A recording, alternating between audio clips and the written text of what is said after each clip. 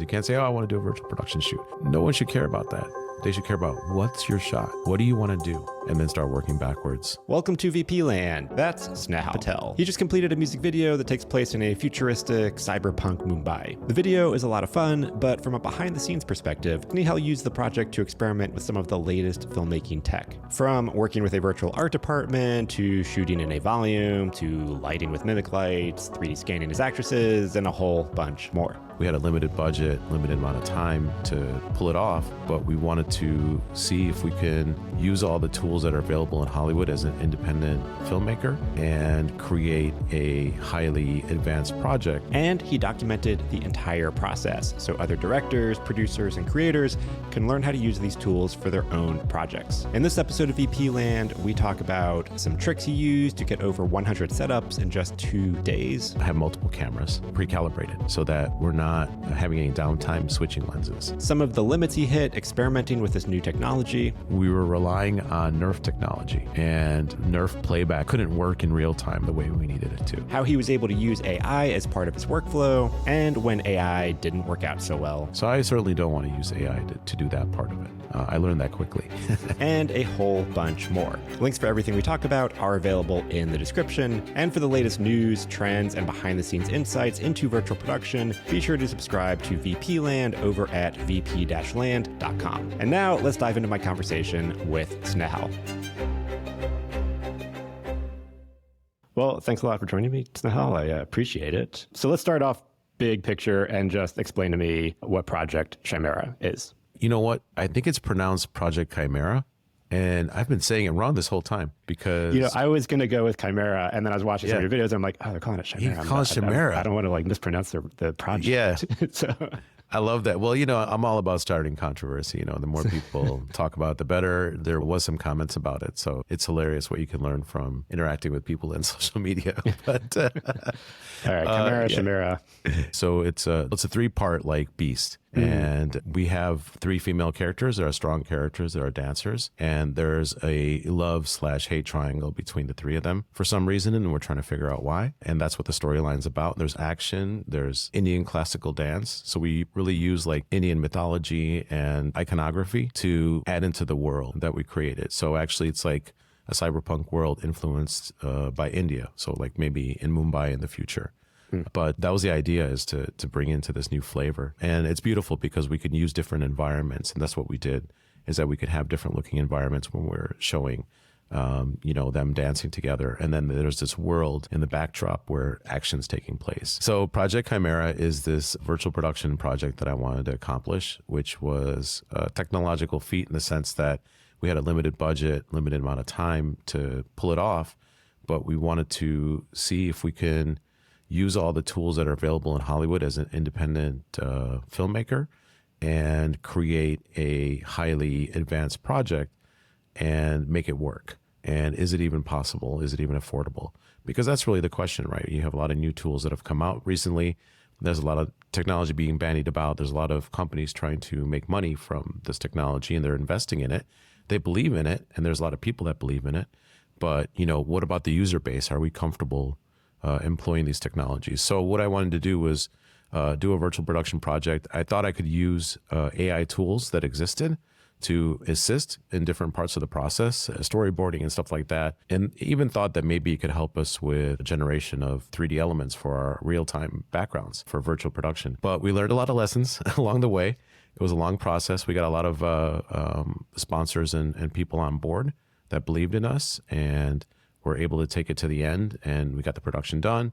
But you have to plan ahead. You have to know what you're getting into. You have to understand Unreal Engine and how it works, or Unity or whatever software you're using to generate your 3D. You have to know what the limitations of your team is, how to communicate with artists, how to get work done ahead of time, how to get it to run in real time, what kind of team it requires, how many people, what kind of processing power. Like, the more you know, the better. From a director's point of view, I feel like if I am very clear with what shots I need, I know which stage to hire, which capabilities I need. Do I just need plain Jane LED wall? Do I need frustum? Do I need tracking? Do I need XR? Do I need AR?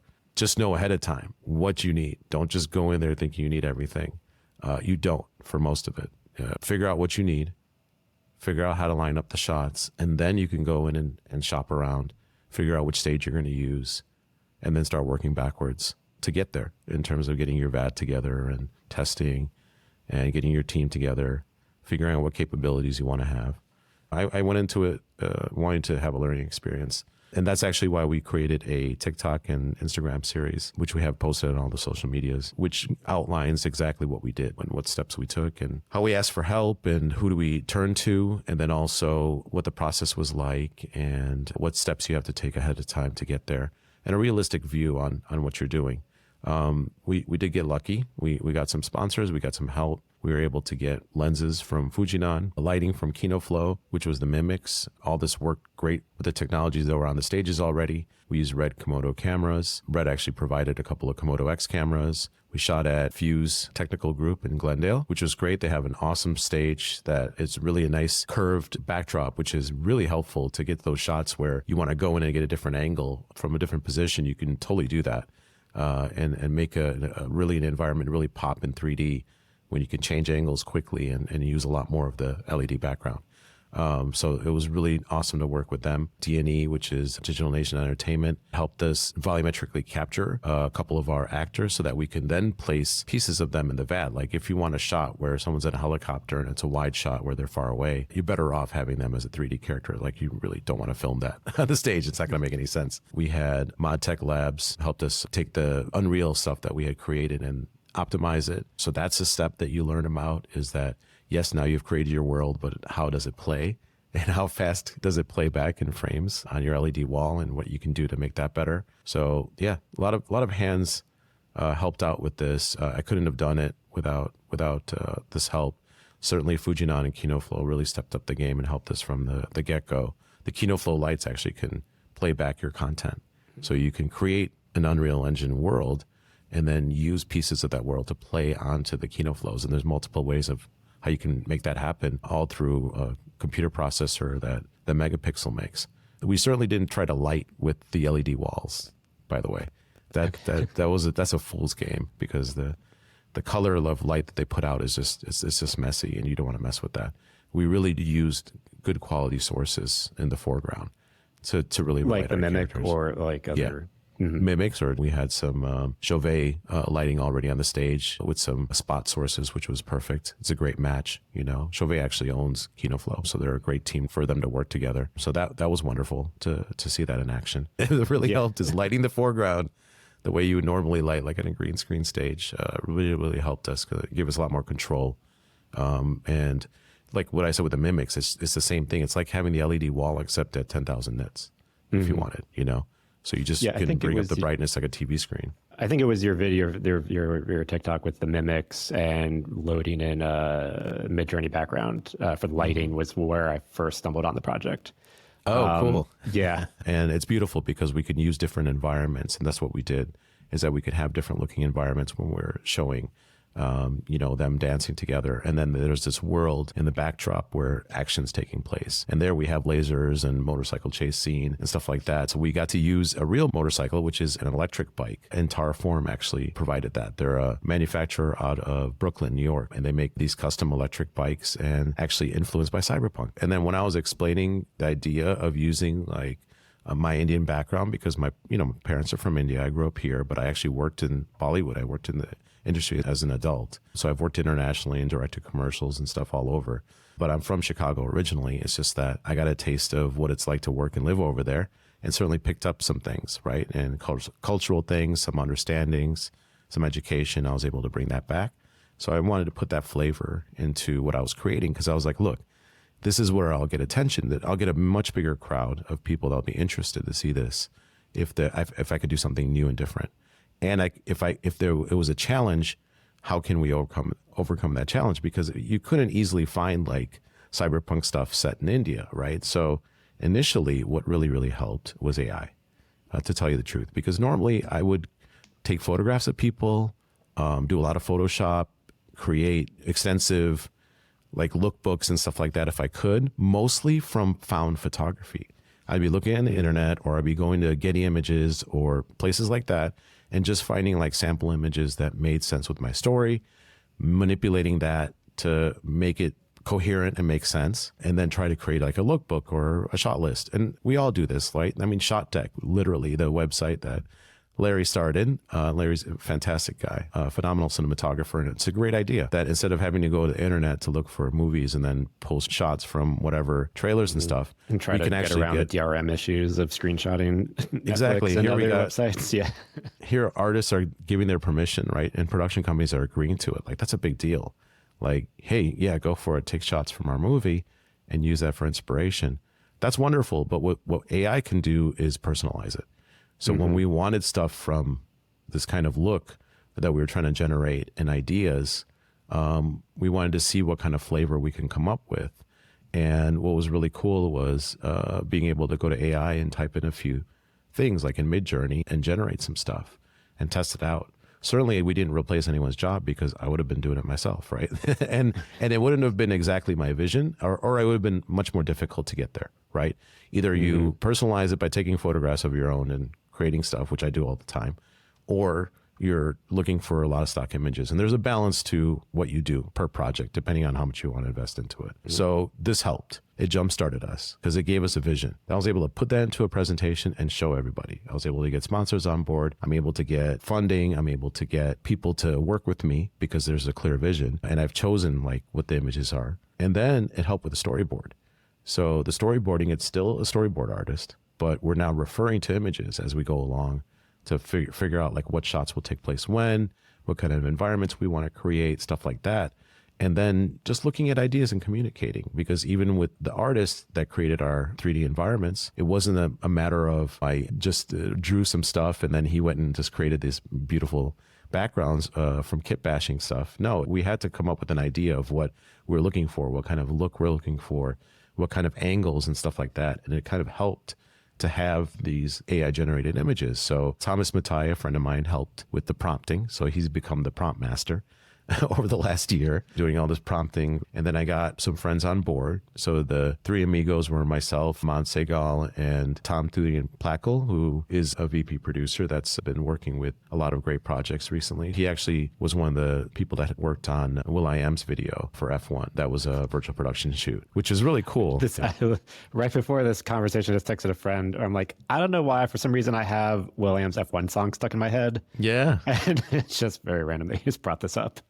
Yeah, but it had that's a real desert look. And yeah, okay. They were at XR Studios. That was a cool thing. And so they have XR, they have floor LEDs. They could make really things look really epic with some camera moves. And they had a crane. So cool advanced stuff. That was a lot of fun watching them put that together. But, you know, we were trying to emulate and try to get a look like that. And so how do we do that? But with like maybe, I don't know, a quarter of the budget, try to figure out how to get around that. And with a lot of help. So again, having multiple lenses ahead of time, what we did was have multiple cameras so that we're not having any downtime switching lenses. And what we did is we used zooms. So Fujinon provided Premista Zooms, all three of them. So we had a wide, a mid, range, and then a long. And what that allowed us to do is have 3 camera setups that we could just switch between and pick which one is going to be the frustum, essentially. And you could always use the really tight camera to shoot the background regardless if you have frustum or not, just as long as you have colors and stuff going on. Because you're just kind of soft out of focus on them, so you can't really tell. So some of our best shots are those shots. Some of my favorite.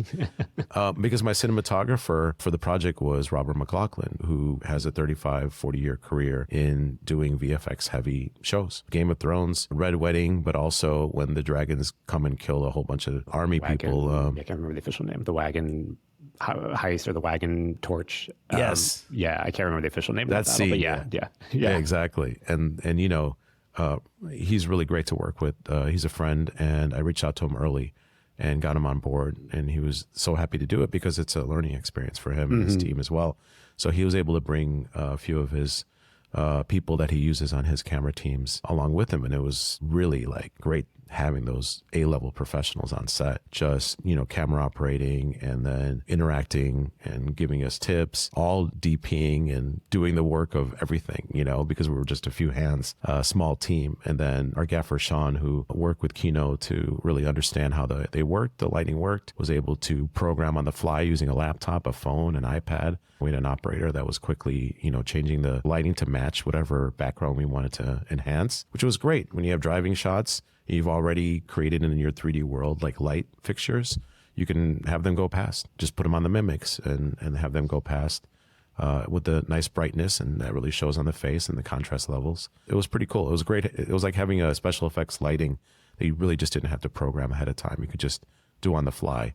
That was the one department we didn't wait for, which was lighting. We would change environments and backdrops completely from like night to day and different location. They were able to be up and running like in 20 minutes, just move the sources to the positions that looked correct, that matched the direction of the lighting that we had, move the big source to where the main light's supposed to be, which they ganged up some mimics to do that. I think 8 units to create a big source, and then put the other little sources wherever you want for touches.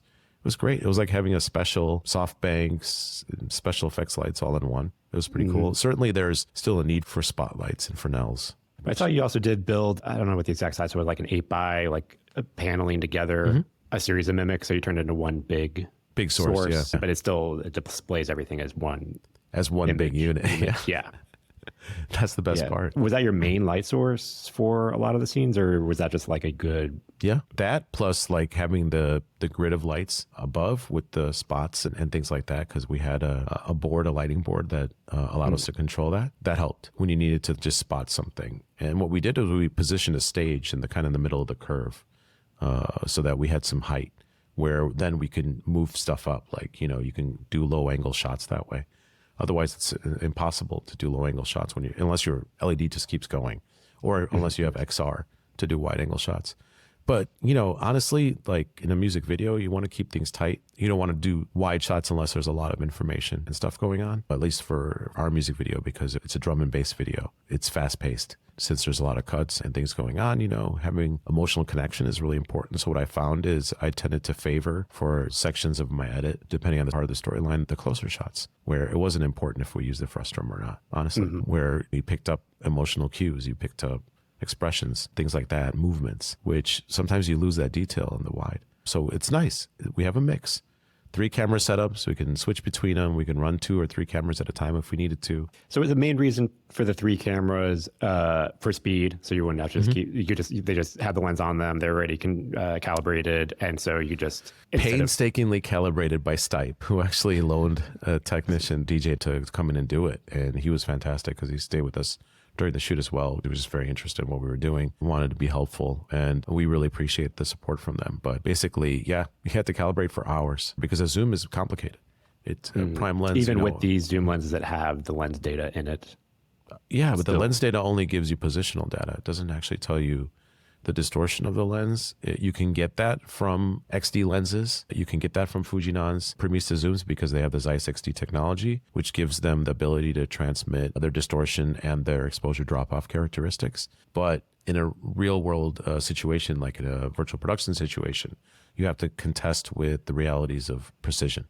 And your sensor offset is an issue because when you mount the lens on a camera, not all the camera tolerances are as exacting.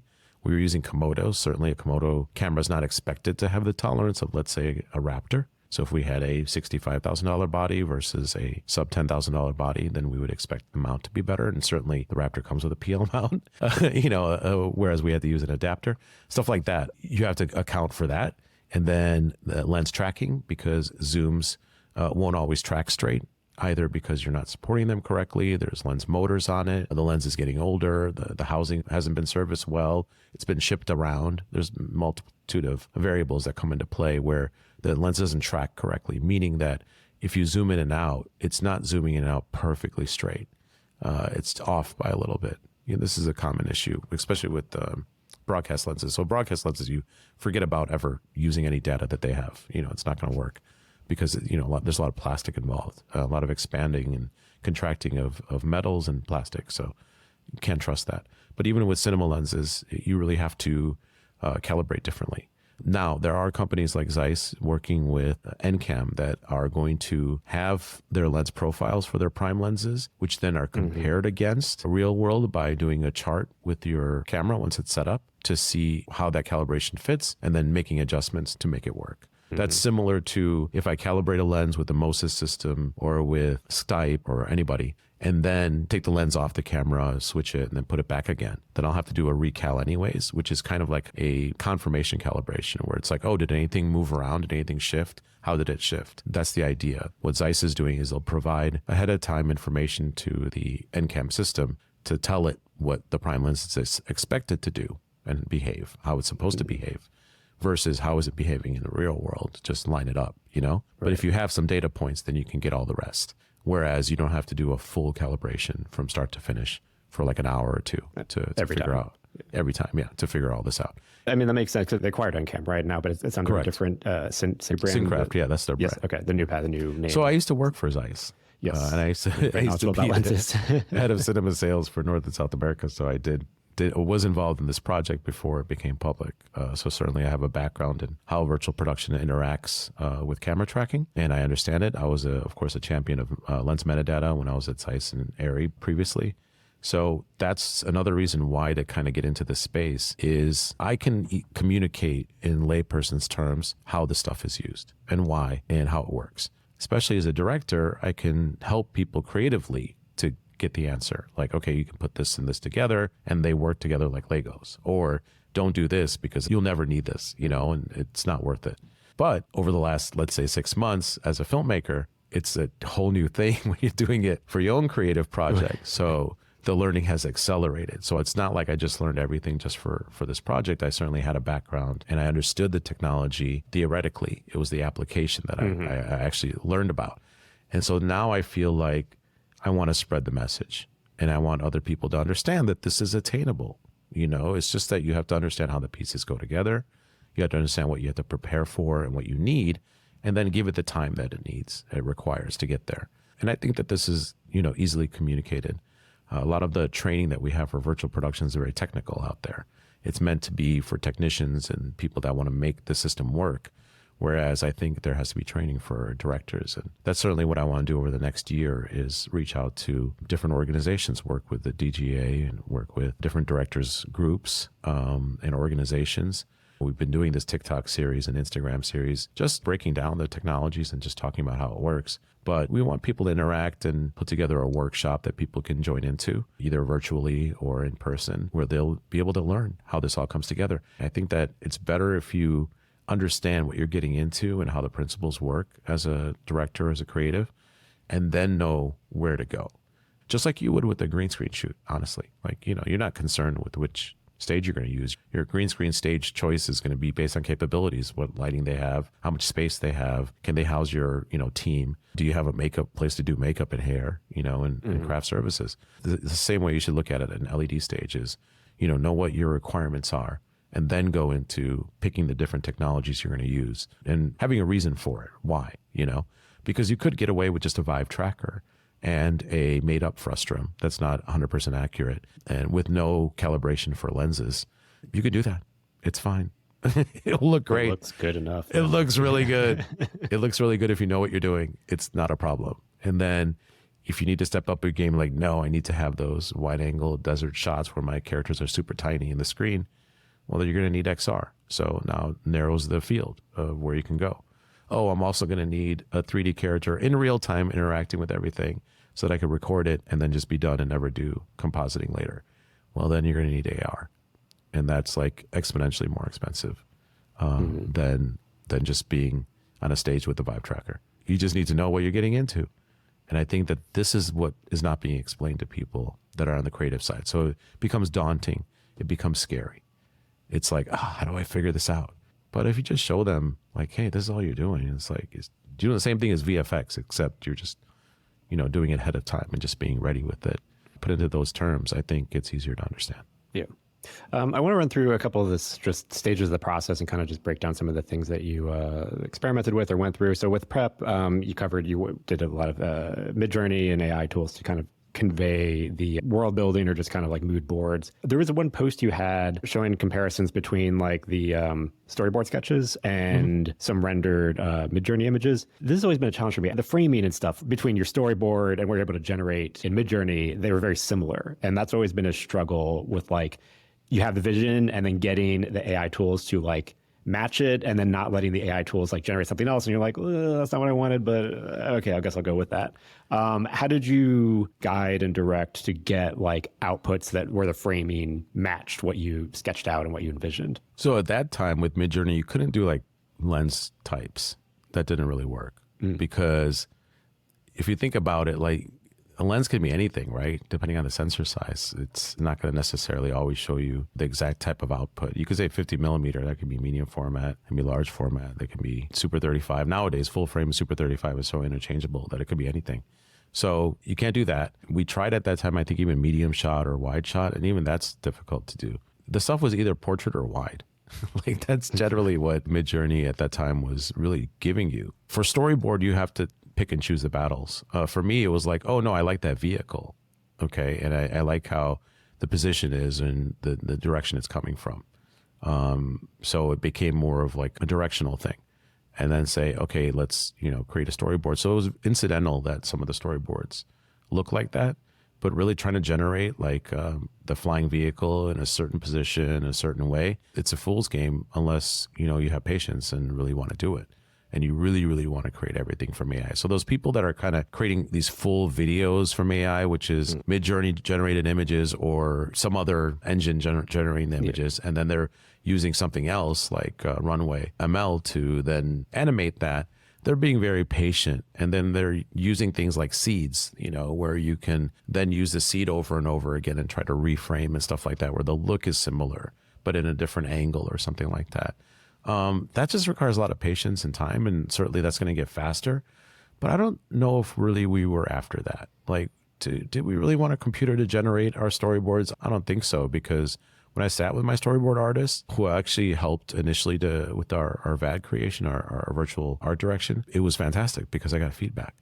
And he's like, oh yeah, well, that won't make sense with that. Oh yeah, that's right. Let's do this, That storyboard session that we had together became canon. Because we came up with like 90 storyboards, because we came up with a storyboard per cut. That's different when you do a music video. The way I like to do it is I want to envision all the cuts ahead of time so that I know I covered everything. I got all the footage I need for all the different cuts. So we storyboarded the whole thing. So by the time we were shooting, there was like 86 storyboards that we were marking off as we did shots. That's crazy.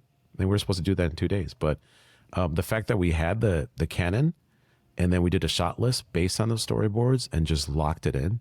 And then when we're creating our backgrounds and all that stuff, we already know what environments we need, what action's going to happen in the environments, what direction we're facing. All that stuff is really well laid out.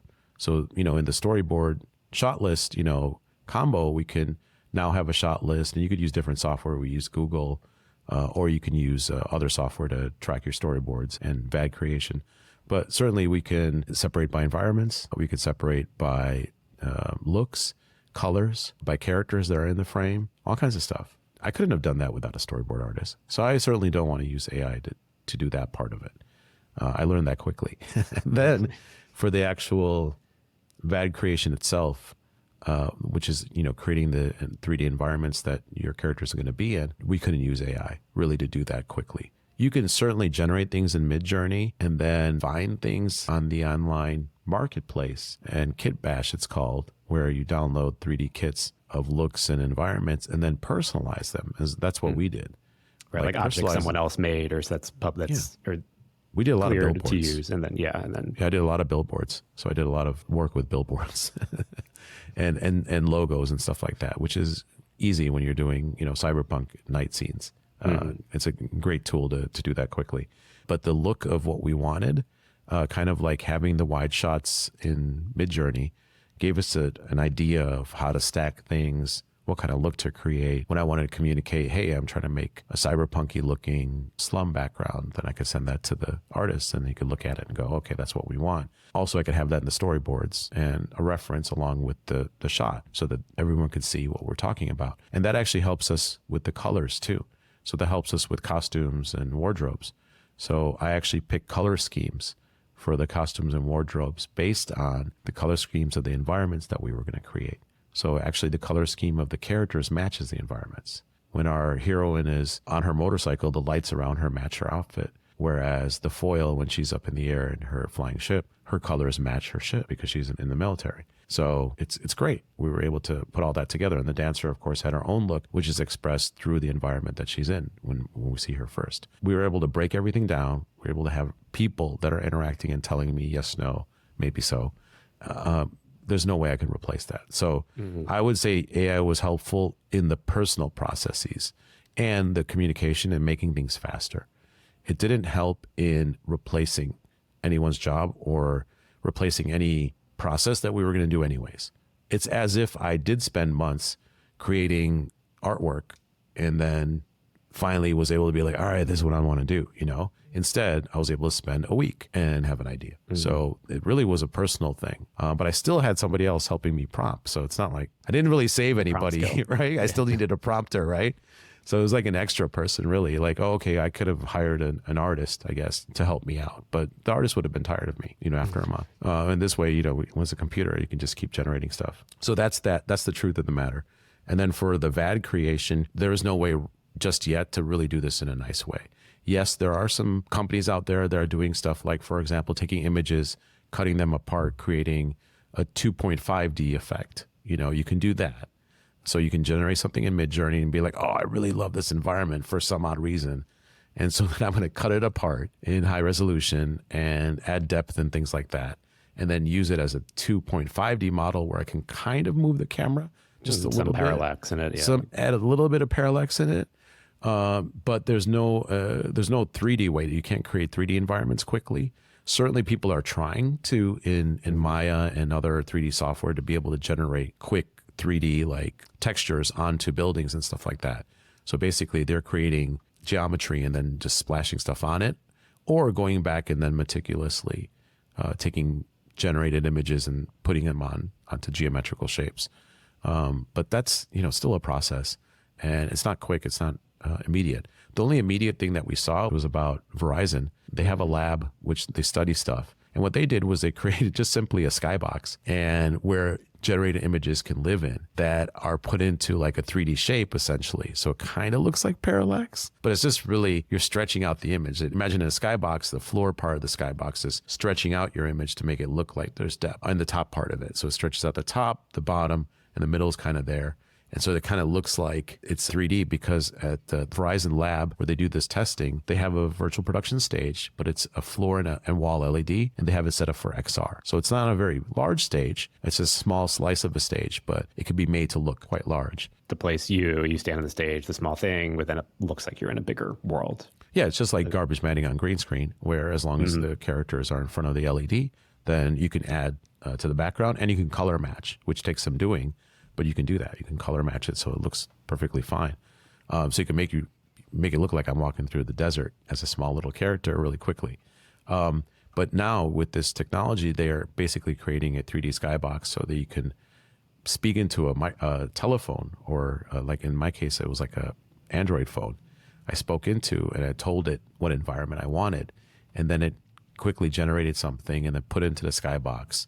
And makes it look like kind of like 3D, kind of like there's parallax there. That's okay, but that really, you could only use that for like quick stuff, really. Like if you wanted something quick and dirty, you're doing a documentary, you just want some funky backgrounds. For your interviews, yeah, that makes sense for doc style shooting. Certainly doesn't make sense necessarily for having high detail, or again, you know, if I generate something else, like a different angle, it might look completely like a different location. And then we used AI for like our meetings. So we used the Fathom app in Zoom a lot, which was fantastic because it keeps track of your whole Zoom call by person. It annotates. You could search by text or through video, find moments. You can confirm things. So it's great when you're doing a complicated project like virtual production. You have a lot of moving pieces. You can go back and say, oh yeah, they said this and we had to prepare for that. And you do clarification really quickly. So that was cool to use. I haven't heard that you said it was Fathom was the other one. Yeah, I haven't used that. We've used Otter and Fireflies, which I think pretty similar features. Pretty similar. I just like the interface for this one. Okay. So that's the one we've been using. And the videos are accessible and downloadable. So it's actually good for BTS too. So what we want to do behind the scenes, we're like, oh, cool. We want to show like exhilarating filmmaking BTS today is oh man, calls and how many Zoom calls I did for the creation of our backgrounds? Like it's crazy. So we record that, and so that when we're in Unreal Engine, we're able to pull shots and stuff like that. But like I said, this was all a learning experience, and we're being very open book about it because we got funding and sponsorship. This is very public. Like anything we're doing, it's open source. I don't have to ask permission to show the backgrounds or characters or anything like that, or use the music, which has been great. It allows us to tell people the truth, about stuff that's going on with AI and what realistically you can do. And then realistically, is it a threat to filmmaking? No, I don't think so. Like for a while, like all this AI generated stuff was so cool, but people aren't into that as much as you would think. They're into realism. They're into connecting with human characters. So like we certainly couldn't have AI actors. There's no way. There's absolutely no way. The actresses we had were fantastic. They were all classically trained dancers, dancing different forms of Indian classical dance. So there's a multitude of different forms depending on the region of the subcontinent. So they're dancing like 2 or 3 different forms and using movements from different Indian classical dance. I mean, they were super talented, and they brought so much to the project. And the way that they emote and their expressions, their eyes, that's the important stuff, which you can't computerize that. And then people talked about, well, you digitize somebody, you use them. But yeah, but it's not like we use them in a different project. It's just that we wanted to be able to turn one girl into a hologram. Instead of animating that or capturing that out against a green screen, which I normally would have done, it's better off doing it as a 3D, because today, right now, I need a shot and I need her in there right now, but I need her from a different angle. So if I hadn't shot this in a green screen backdrop, that's that lower angle that I need right now, I wouldn't have it. but as a 3D character, her performance is intact, and now I can just pick a different angle and generate something else to composite in. I did want to ask about with the scanning, because so you had some of the videos, and it seemed like you had 2 different. You did 2 different scanning processes, or so I don't know. Yes. Walk me through what were the 2 processes, and I'm assuming did maybe the first one not work, or the first one was an experiment that we did in conjunction with Dengenuity Labs. And, we're grateful for the experience, but the content that we got at the end couldn't work in real time the way we needed it to, because we were relying on NERF technology, and NERF playback in real time is kind of still a pipe dream slightly. It's getting there. I mean, it's interesting watching these videos too, because I think you're doing this in like July or something. Correct. And then I'm watching them. I'm like, this is everything's advancing so quickly. Yes. So we were trying to do that like by the deadline of when we were filming. Luckily, our shooting got delayed, and then I was able to work with Digital Nation Entertainment to do our second round of capture. But Digital Nation Entertainment already specializes in creating 3D for Unreal that plays back in real time. That's their thing. So that's technology that they've proven it works. What they're doing is displaying a 3D grid on the characters that gives them very accurate representation in 3D of what's going on in the world with their infrared cameras, and then mixing that with the visual. So that's structured light, basically method of doing it. It's well regarded in the industry, works really well as solid. And they did a fantastic job, because I could play back the content that we have versions for our phones, for tablets, for computers, for different bandwidths, and then of course for playing back in Unreal. Or we can do even higher quality for like a 3D modeling or 3D software if we wanted to go even more in detail. So that was really great. What we tried to do with Dengenuity Labs with their initial capture was different, because we were using visual only. So it's not structured light. In this case, the idea was to capture visually and then generate using NERF technology in real time with a plugin for Unreal that would take this data, because it's NERF data. NERF data is not the same as visual data. So the visual is converted into NERF data. So now you have this cloud of information that's moving in real time, that's animated in real time. And then playing that back, and then NERF would then fill in the blanks, right? So if there's like a dot missing, it fills in the blanks and makes the character look whole. It's really good. It's a cool idea. Works for still images, for sure. You can NERF stuff, like you can NERF a room right now, and then an environment or something. Create a static 3D environment, which is just essentially a moment in time. Sure, you can do that. But to have it play back in real time is still tough right now, but it's getting there. Have you revisited this with 3D gauze and splats? Well, we're going to be doing a test in December again with Dengenuity Labs with an updated setup.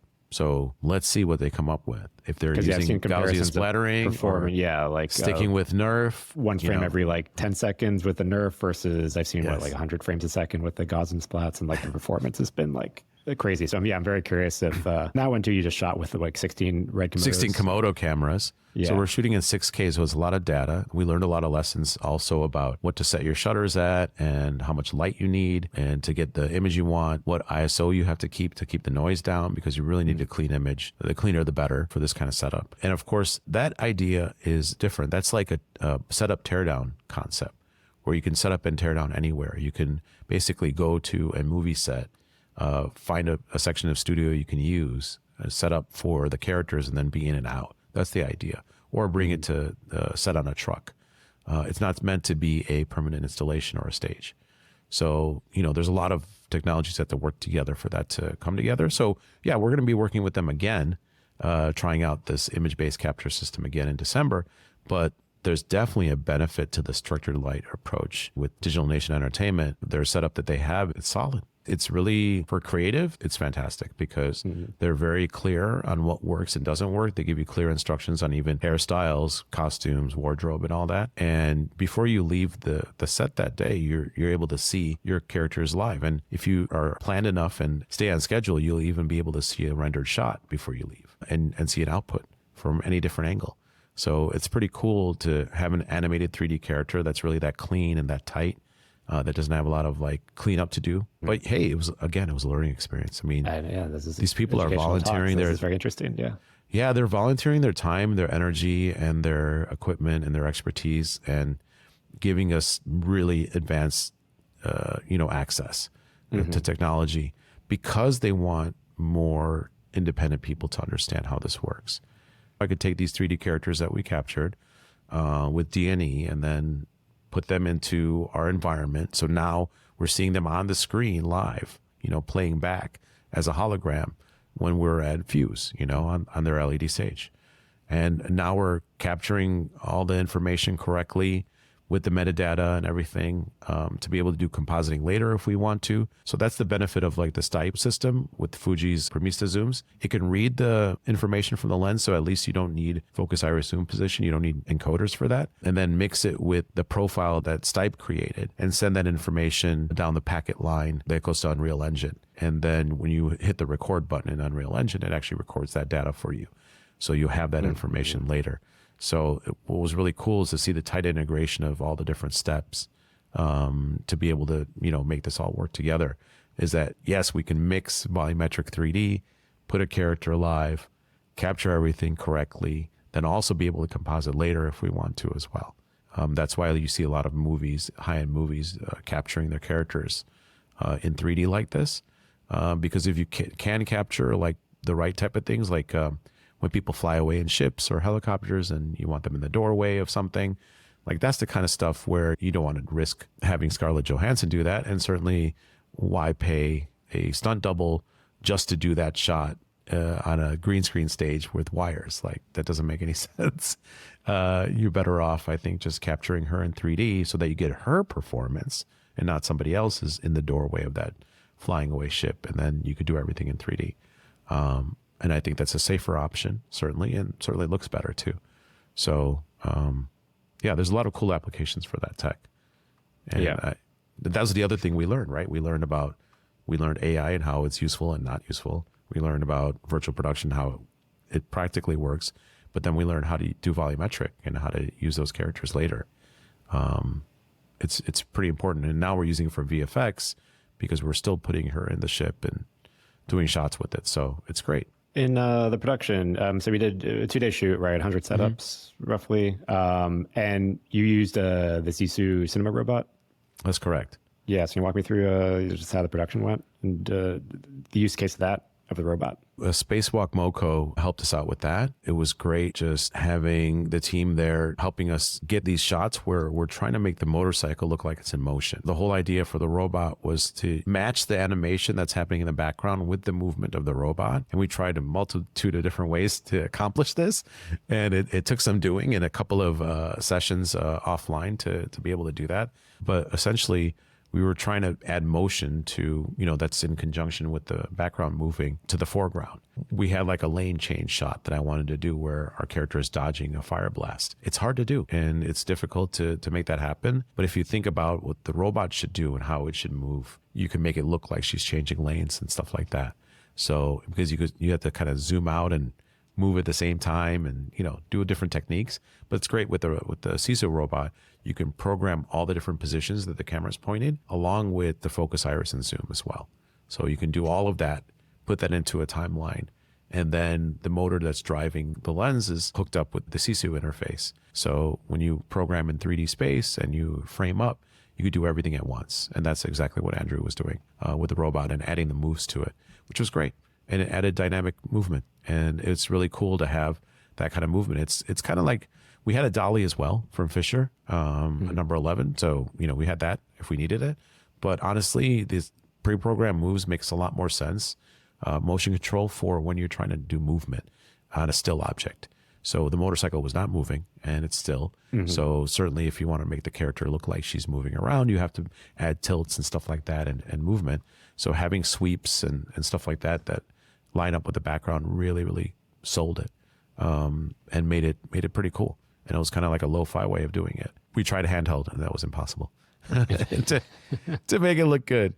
Then what's cool is the process. You got to think about like, okay, are you a follow car or are you a camera that's strapped to the vehicle? Like you think of it that way of like, how would you have filmed this normally on the street? And that's what you're trying to emulate because you're trying to speak cinematic language, which is already established. So certainly that's what's cool about the SISU robot system is that it was invented for industrial use. And of course, that's a large part of its business, but it has this motion picture business, which is, of course, being integrated into sets like ours, which was pretty cool. Well, I mean, they're still a really big robot, but they're relatively portable.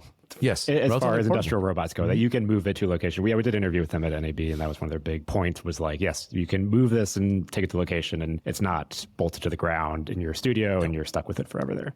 No, and then it also has a track if you want a track system as well. So you can also track, which is helpful and adds a dimension to it. So you could add a track that it moves on while it's doing its thing.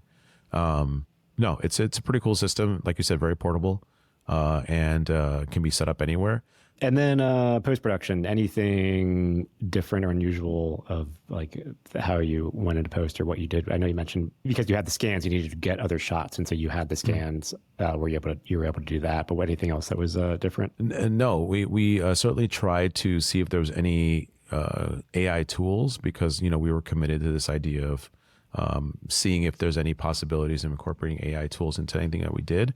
Again, nothing that would append anyone's job. I mean, there are tools like, we'll do color correction for you and looks and stuff. But I'm like, really? Like, I already know what I want. Like, I knew months ago what I wanted. Like, why would I need an AI to do that for me? That doesn't make sense. Certainly, that was like the one thing that I saw in the process. Like, okay, maybe that's viable to try to experiment. One of the coloring tools or one of the tools where it's like, oh, we'll match your shots.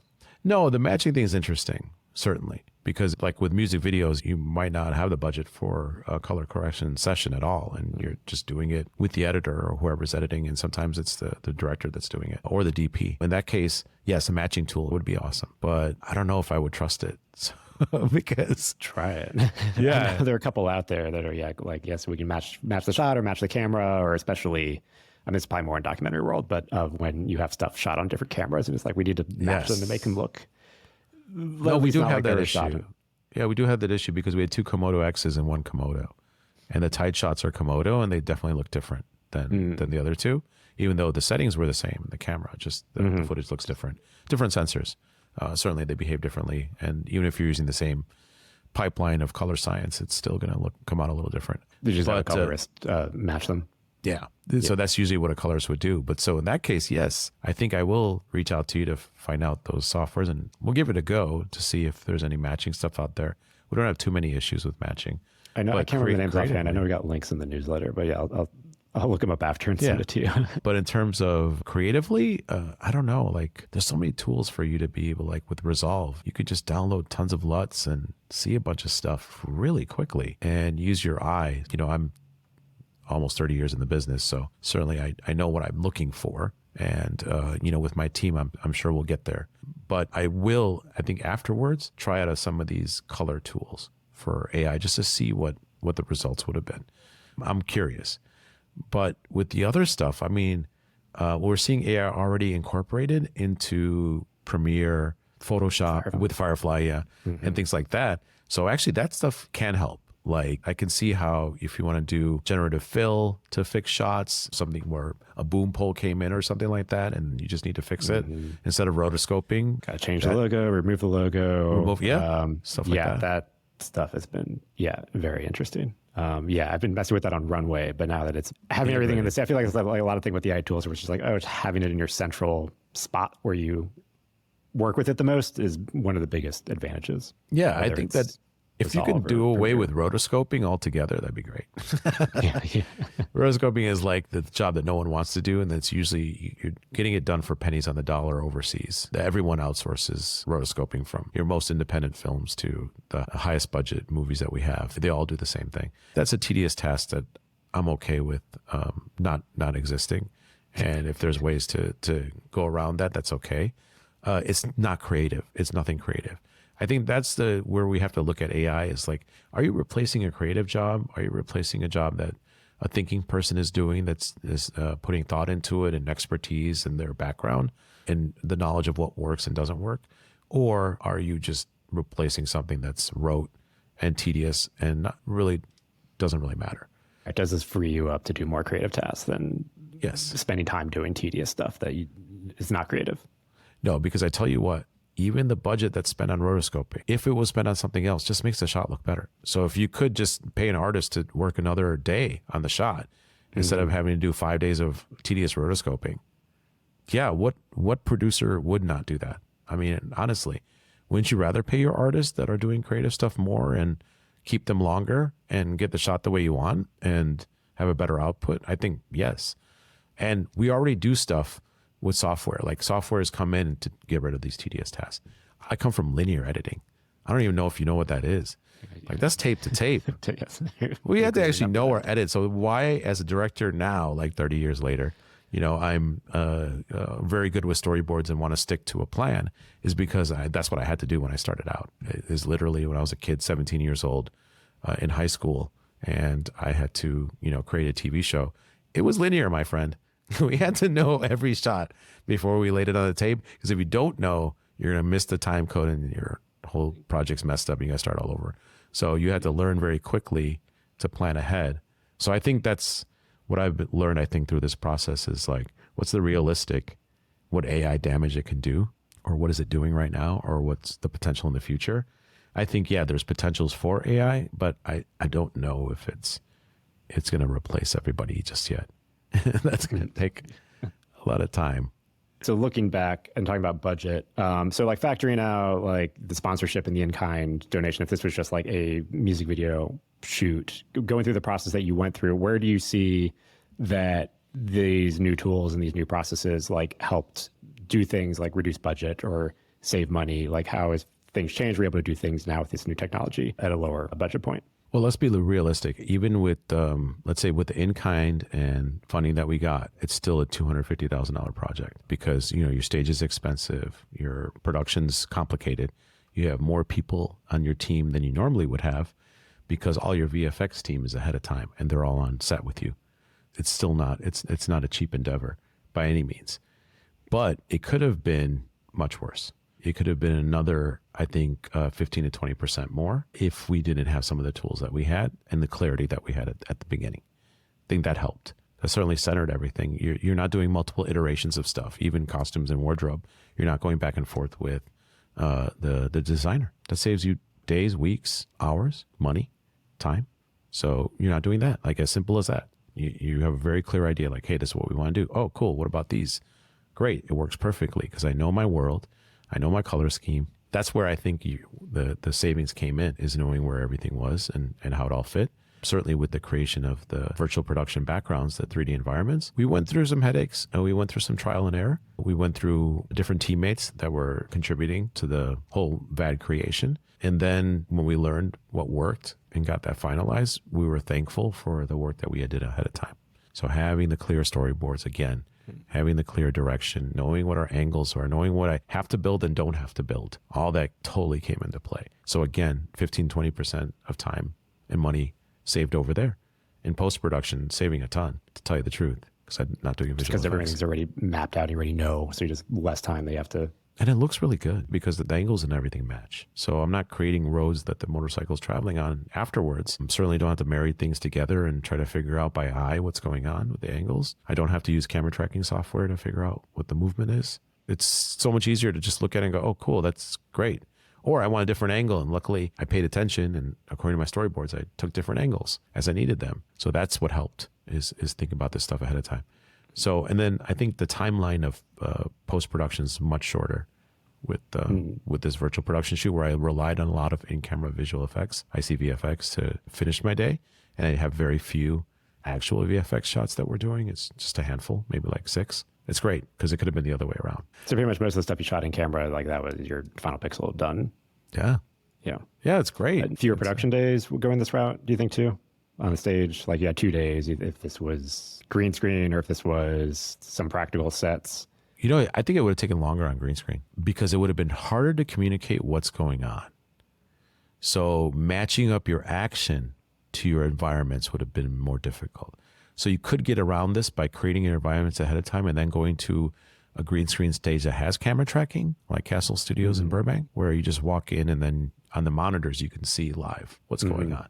So you could actually tape that and play back and then show your actors like, hey, you're in a spaceship and it looks like this. And they're like, oh, I get it. Now it's placed like that. That helps. Totally cool. But of course, would have been an extra step. Would have taken more time. So I think the shoot would have been longer, even over there. I think having the LED, you'd go, oh, okay, I'm in.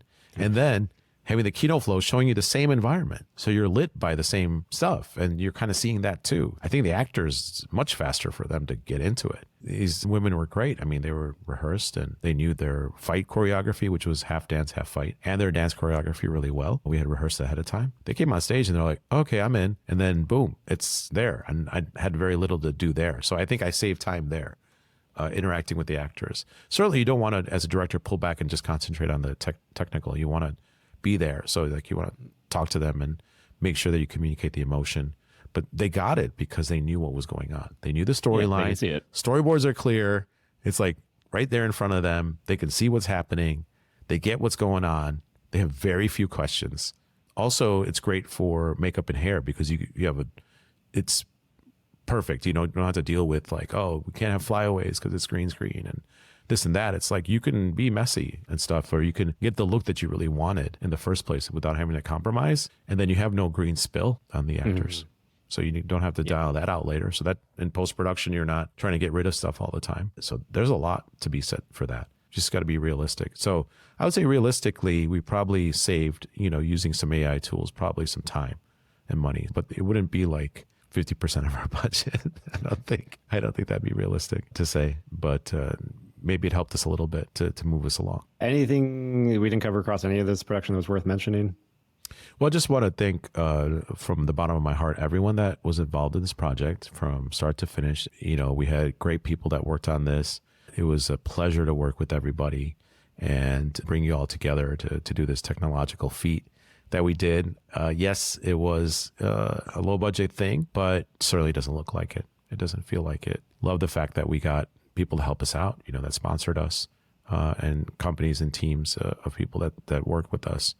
Please go see our TikTok and Instagram or Facebook or LinkedIn or whatever, wherever you want to go. Fearlessproductions.tv is out there. And we have a lot of videos that show how we did everything. So you can get an idea of what our process was like. Seems like, Joey, you've been following us and really paying attention. So you had some very specific questions. I really appreciate that. Yeah, you've had a lot of really great behind the scenes videos and stuff to documenting every stage of the process. Thank you. And we really want people to ask questions. So please reach out, ask your questions. We're happy to help. Certainly want to help filmmakers understand all this technology. And if there's anything that we can do to kind of further the use of this technology in the future, we'd love to see that happen.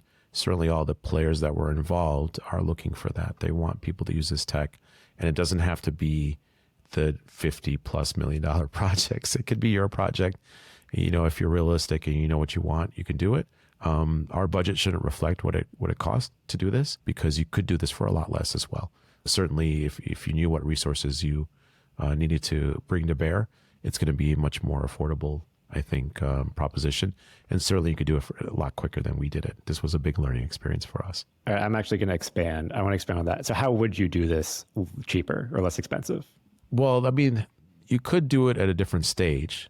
You know, that's your largest portion of your physical costs. Right? Yeah, because physical stage. So if I shrank down my shots and was able to get camera tracking, keep the camera tracking and do XR, then certainly I can go to a much smaller stage.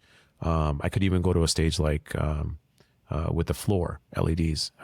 Since we did dance, you know, that comes into play. We had to avoid feet unless we had a floor, and we did have a floor, but you know, it's not exactly the way I would want to do it. Like, it'd be cool to do what will.i.am did and J Balvin, and have a floor that they could stand on that's actually lit up as well. That would be kind of cool to do. Certainly we would have to use an expensive technology for that, you know, like for dance movements. If you want to have enough space, you know, you got to go to a stage like XR Studios, but there's more stages coming up that have this capability. So I would say maybe a smaller stage that had floor LED built in could be a possibility. The other thing is taking less time to create your backgrounds. So now that I have a lot more experience, especially where I learned about Unreal and stuff, I know how to talk to artists. I know what I need. I can actually pick. And even though we were budgeted and we tried to be careful of what we create, we did still create it too much. There's still 3 miles of cityscape. We didn't really need 3 miles of cityscape. Like, there's stuff created that was never filmed, you never had to be in. So yeah. So we should know the tricks better. We should previs earlier and know exactly what we have to create. Stuff like that. So I think time, and I would say the $250 budget would come from the time that we spent on it. If we were able to lessen the impact of how much we went back and forth creating environments, certainly we could save some time and money there too. So yeah, maybe smaller stage, maybe a shorter timeline for VAD creation because we're more careful in what we want, for sure. Mm-hmm. And it depends on, again, you can't just say virtual production. You have to tell me what is the shot. I think that's the main thing that I learned from this. You can't say those words. You can't say, oh, I want to do a virtual production shoot. No one should care about that. They should care about, what's your shot? What do you want to do? Oh, I want to do, you know, 2 people driving in a car and it's a 1 minute on a road. Great. You don't even need camera tracking for that. We could just put you in a magic box, car process shot with ceiling, wall LEDs. You're good. You could do it there. Easy enough. Fuse Technical Group has a second stage that's really perfect for that because they have all these panels that you can just put any which direction you want. It's perfect for car process. You could do that quickly. Not a problem. Then you tell me, well, no, I want a spaceship to land and someone to come out of it. It's in a big wide shot and they're small in the frame. Well, okay, now you need something else.